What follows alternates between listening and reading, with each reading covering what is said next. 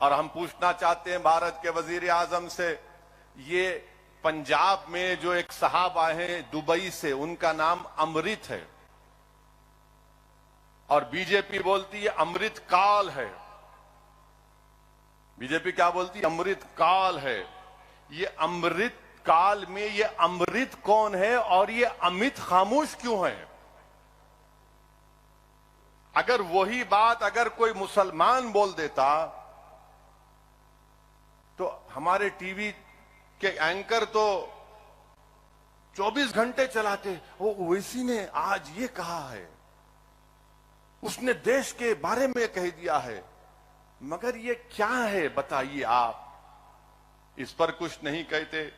اور آج الحمدللہ سپریم کورٹ کا ایک آرڈر آیا ہے کہ آرٹیکل 324 کے تحت، بھارت کی آئین اور سمویدھان کے تحت، چیف الیکشن کمشنر کا جو اپائنٹمنٹ ہے الیکشن کمشنر کا، سپریم کورٹ نے کہہ دیا کہ وزیر اعظم، لیڈر آف اپوزیشن اور چیف جسٹس آف انڈیا بیٹھ کر طے کریں گے۔ مجلس اس کا ویلکم کرتی ہے ڈیسیشن کا، بہت اچھا ہے۔ اب بیٹھ کر آپ الیکشن کمشنر اور چیف الیکشن کمشنر کو بنائیے۔ جمہوریت کا ایک ڈھانچہ ہے، اگر الیکشن کمیشن میں بہت طاقت ہے، بہت ان کو اختیارات ہیں، اور سپریم کورٹ نے صحیح آبزرویشن کیا کہ چاہے وہ کسی کی بھی سرکار ہو، الیکشن کمشنر کے 6 سال کی میعاد پوری نہیں ہوتی۔ اب امید کرتے کہ اس سے ٹرانسپیرنسی آئے گی، اس سے الیکشن کمشنر اور انڈیپینڈنٹ ہوگا، آزاد ہوگا۔ جمہوریت کے لیے بہت ضروری ہے کہ الیکشن کمیشن میں ٹرانسپیرنسی آئے اور اس کو اور انڈیپینڈنس ملے، جو بھارت کے آئین کی آرٹیکل 324، بلکہ اگر آپ کانسٹیٹیوئنٹ اسمبلی کے ڈیبیٹس کا مطالعہ کریں گے، جب آرٹیکل 324 پر بحث ہو رہی تھی تو سب نے کہا تھا کہ الیکشن کمشنر کو بہت اختیارات ملنے چاہیے۔ اسی لیے آپ دیکھتے ہیں کہ الیکشن کمشنر کو اگر ہٹانا ہے تو امپیچمنٹ جو جج کی ہوتی ہے اس طرح کا طریقہ کار دیا گیا تھا۔ تو یہ ہم کو کام کرنا ہے۔ تلنگانہ کے اسمبلی الیکشن کے لیے جہاں پر جو موجود ہمارے ذمہ دار ہیں، میں ان سے اپیل کروں گا کہ آپ تیاری شروع کریے۔ کیا تیاری شروع کرنا؟ کہ نفرت کا خاتمہ ہو، امن کی جیت ہو، اور تلنگانہ کی جو ترقی ہے اور خوشحالی ہے وہ جاری اور ساری رہے۔ آپ آئین کو چاہتے ہیں یا بلڈوزر کو چاہتے ہیں؟ آپ امبیڈکر کو پسند کرتے ہیں جو آئین کو بنایا، یا آپ بلڈوزر کو پسند کرتے ہیں؟ آپ محبت کو پسند کریں گے یا ظلم کو پسند کریں گے؟ اس بات کا فیصلہ آپ کو کرنا ہے، اور ہم انشاءاللہ تعالی آئین کو بچائیں گے، امبیڈکر کو کامیاب کریں گے تاکہ بلڈوزر ناکام ہو جائے، ہم امن کو کامیاب کریں گے تاکہ ظلم ختم ہو جائے، ہم طاقت حاصل کریں گے تاکہ مظلوموں کو ان کا اختیار مل سکے۔ یہ کام مجلس کرتی آئی اور کرتے رہیں گے۔ اس سرزمین سے ہمارے بزرگوں نے ہم کو یہی سکھایا تھا، ہم اپنے مرومین کو، اپنے ذمہ داروں کو مایوس نہیں کریں گے، اور انشاءاللہ تعالی حشر کے میدان میں ہم ان کو شرمندہ ہونے نہیں دیں گے۔ تو میرے عزیز دوستوں اور بزرگوں، ہم کو ان نکات پر کام کرتے ہم آئے ہیں، اور انشاءاللہ ہم کو اسی نکات پر کام کرنے کی ضرورت ہے۔ اور مجلس کی اہمیت اور اس کی امپورٹنس اگر آپ کو سمجھنا ہے تو آج کے اس مجمع میں ایک ہماری بہن ہے جس کا نام شیفالی ہے۔ آپ شاید نہیں جانتے شیفالی کو۔ جب مرحوم قائد سالار ملت زندہ تھے تو شیفالی دارالسلام کو آ کر 4 سال یا 5 سال صرف دارالسلام میں شیفالی بیٹھتی تھی، اور اس زمانے مرحوم قائد سالار اس چھوٹے کمرے میں ہم لوگ بیٹھتے تھے، اور شیفالی یہاں پر بیٹھ کر مجلس کے تمام اراکین سے بات کرتی تھی، مجلس کے جلسوں میں شیفالی آتی تھی، مجلس کی ایکٹیویٹیز کو دیکھتی تھی، اور شیفالی نے آرکائیو سے مجلس کے اس زمانے کے فخر ملت علیہ الرحمہ عبد الواحد اویسی کے زمانے کے پیپر کٹنگز کو نکالا، سالار ملت کی زندگی کے تقاریر اور ان کے بیانات کے اس زمانے کے پیپر کٹنگز کو نکالا، اور آپ کو جان کر حیرت ہوگی کہ شیفالی نے الحمدللہ اپنی پی ایچ ڈی کی تھیسس کو یونیورسٹی آف شکاگو میں سبمٹ کیا، اور یونیورسٹی آف شکاگو پوری دنیا کے 10 بڑی یونیورسٹی میں شمار ہوتا ہے، تو وہاں پر شیفالی کی اس تھیسس کو منظور بھی کیا گیا۔ اور اس تھیسس میں خاص بات یہ ہے، یہ میں نہیں، شیفالی ہے، یہاں پر میں ملوں گا جلسے کے بعد، جب میڈیا کو ہی ملوں گا تو میڈیا کو ہی بتاؤں گا یہ شیفالی ہے۔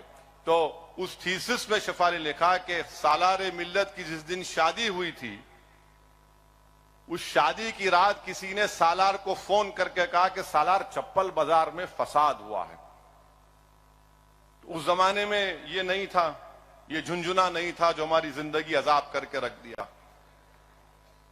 یعنی دوسری شادی کرنے کی ضرورت ہی نہیں ہے، آپ 2 فون رکھ لو، پورا آپ کا ماشاءاللہ چین سکون برباد ہو جاتا ہے۔ تو کسی نے وہ فون 235 کیا نمبر تھا اکبر؟ نہیں، 2 تو بعد میں آیا، 35497 ملایا، لگا کے انگلی سے، نہیں معلوم یہ بچوں کو۔ وہاں سے فون اٹھایا گیا گھر میں، سالار اٹھائے فون، گرجدار آواز، ہلو، آنے سننے والا تھر تھر کام جاتا تھا۔ بولے سالار ایسا ہوا، سالار نارٹن پہ بیٹھ کے نکل گئے۔ یہ نہیں دیکھا سالار نے کہ آج میری شادی کی رات ہے۔ میرے عزیز دوستو، انہی ہمارے بزرگوں کی قربانیوں کی وجہ سے ہم یہاں پر کھڑے ہیں۔ اگر آج اسد الدین اویسی کھڑا ہے، ممتاز خان بیٹھے ہیں، ایم ایل اے بن کر سب بیٹھے ہیں، تو ہم کوئی پبلک گارڈن سے چل کے یہاں نہیں آئے، پبلک گارڈن سے چل کے یہاں نہیں آئے، ہم باغ یاما سے ان ہریالیوں پہ چل کے یہاں تک نہیں پہنچے۔ عبد الواحد اویسی کو 11 مہینے جیل کی صحبتیں برداشت کرنا پڑا، محمد غوث کو اپنی شہادت پیش کرنا پڑا۔ لوگ نہیں جانتے محمد غوث کو، اللہ اس کی خبر کو نور سے بھر دے، جس شخص نے مجلس کے لیے ایک ایک سانس لی تھی، مجلس کے لیے، اس محمد غوث نے اپنی جان کی قربانی کو پیش کیا۔ آپ نہیں جانتے کہ فسادات میں کیا کیا مصائب اور مشکلات کا سامنا کرنا پڑا، مجلس کے قائدین کو شہر بدر ہونا پڑا، مجلس کے قائدین کو بولتے حیدرآباد سے نکلو، ان حیدرآباد میں نہیں رہنا، دور دور جا کر مجلس کے بڑے بڑے لوگ رہتے تھے۔ بہرحال میرے عزیز دوستو، ہمت سے کام کرنے کی ضرورت ہے، ہم اپنے بزرگوں کی محنت کو رائے گاہ جانے نہیں دیں گے انشاءاللہ تعالی۔ مجلس نے وہ پیغام دیا ہے کہ بھارت کی جمہوریت میں آپ رہ کر اپنی سیاسی طاقت کو بنا سکتے ہیں۔ مجلس نے یقین پیدا کیا ہے کہ بھارت کی جمہوریت میں مظلوموں کی ایک قیادت بن سکتی ہے۔ مجلس نے یہ پیغام دیا ہے، اس بات کو پروف کیا ہے کہ اگر بھارت کی جمہوریت میں کمزور طبقات کی سیاسی نمائندگی ہوگی، ایم ایل ایز ہوں گے، کارپوریٹر ہوں گے، ایم پی ہوں گے، گرام پنچایت میں نمائندے ہوں گے، تو ان کے مسائل حل ہوں گے۔ جہاں پر آپ کی آواز نہیں ہے وہاں پر کوئی آپ کو نہیں پوچھتا، وہاں پر کوئی نہیں پوچھتا، اس لیے کہ بھارت کے کسی کونے میں اگر کسی دلت مسلمان پر ظلم ہوتا ہے تو سب سے پہلے دارالسلام کو اطلاع دی جاتی ہے کہ اسد الدین اویسی کو یا مجلس کے قائدین کو بولو کہ کم سے کم اس پر تبصرہ کر دو، کم سے کم اس پر تبصرہ کرو، ریاکشن دو۔ میرے عزیز دوستوں اور بزرگوں، ہم کو مجلس کو اور مضبوط کرنا ہے، اور انشاءاللہ تعالی ہم مجلس کو اور مضبوط کریں گے۔ ریاست جھارکھنڈ ہو یا بہار ہو یا کہیں پر بھی ہو جہاں پر مجلس آج کام کر رہی ہے، ہم مجلس کو کامیاب کریں گے۔ ہماری زندگی کا مقصد مجلس کو سیاسی طاقت بخشنا ہے۔ میں اپنے رفقاؤں سے اپیل کر رہا ہوں کہ تم اور ہم جب خبروں میں جا کر آرام سے سو جائیں گے تو یہ تشنگی لے کر ہم اپنی خبروں میں جا کر نہیں سوئیں گے کہ کاش میں کچھ وہاں پر جا کر کچھ کر دیتا۔ اپنی جماعت کا پرچم لگا دیتا، اپنی جماعت کے لیے لوگوں کو ترغیب دیتا کہ اور دو مجلس کو، یہ تشنگی ہم لے کر اپنی خبروں میں جا کر نہیں سوئیں گے۔ اللہ سبحانہ و تعالی جب تک ہم کو اور آپ کو زندہ رکھے گا، اللہ ہم کو ہمارے جذبے کو زندہ رکھے، اللہ ہماری اس فکر کو زندہ رکھے، اللہ ہمارے بزرگوں کی ایثار کو زندہ رکھے، اور ہم کو اللہ توفیق دے کہ ہم اپنے بزرگوں کے ایثار کے راستے پر چلیں۔ ہم اپنی زندگیوں میں قربانیاں ہمارے بزرگوں نے دی، ہم بھی دیں گے۔ اور مجلس کے مخالفین کو میں کہوں گا کہ تم جتنا بولنا چاہے بولو، تمہارا جتنا لکھنا چاہے لکھو، تم جتنا الزامات لگانا چاہے لگاؤ، اب کچھ فرق نہیں پڑتا، کیونکہ 65 سال سے تمہارے جھوٹی باتوں کا سر نہیں پہنچا تو اب کیا پہنچے گا پیارے؟ پکارو جتنا پکارنا ہے۔ ہم کو معلوم کہ ابو جہل ناکام ہونے آیا ہے، ابو جہل ناکام ہی ہوگا۔ یزید کے پاس طاقت تھی مگر پلید تھا، بدنام ہوا، اور صبح قیامت تک یزید پلید کہا جائے گا۔ فرعون کے پاس طاقت تھی، نمرود کے پاس طاقت تھی، مگر اللہ نے موسیٰ کو کامیاب کیا، اللہ نے حضرت ابراہیم علیہ السلام کو کامیاب کیا۔ میرے عزیز دوستوں اور بزرگوں، اقتدار کو دیکھ کر لوگ طاقت کی پوجا کرتے ہیں، ہم اقتدار یا طاقت کی پوجا نہیں کرتے، ہم انصاف کرنے والوں کے ساتھ رہتے ہیں، ہم مظلوموں کے ساتھ رہتے ہیں، ہم ظالموں کا ساتھ نہیں دیتے۔ تو یہ پیغام کو سمجھیے، اور اسی سے ہم کو مستقبل کا لاہ عمل طے کرنا ہے۔ اللہ اس سرزمین کو دارالسلام کو صبح قیامت تک آباد اور شاداب رکھے، یہ اداروں کو اللہ صبح قیامت تک آباد اور شاداب رکھے۔ جو اعزاز اللہ نے ہم کو اس جماعت کی خدمت کرنے کا موقع اللہ نے ہم کو عنایت فرمایا، اللہ ہم کو ان نعمتوں سے، انعامات سے ہماری نسلوں کو اللہ نوازے کہ ہم اس جماعت کے اس بوجھ کو، اس کی ذمہ داری کو اٹھاتے رہیں اور پورے اخلاص کے ساتھ اس کا کام کرتے رہیں۔ میں پھر سے سلام کرتا ہوں ہمارے تمام مرحوم قائدین کو، ہمارے بزرگوں کو، اور ہمارے ان ضعیف مجلس کے اراکین کو جو آج اپنے گھر میں بیٹھ کر شاید ان کا پوتا یا ان کا نواسا ان کو دکھا رہا ہوگا کہ دیکھو آج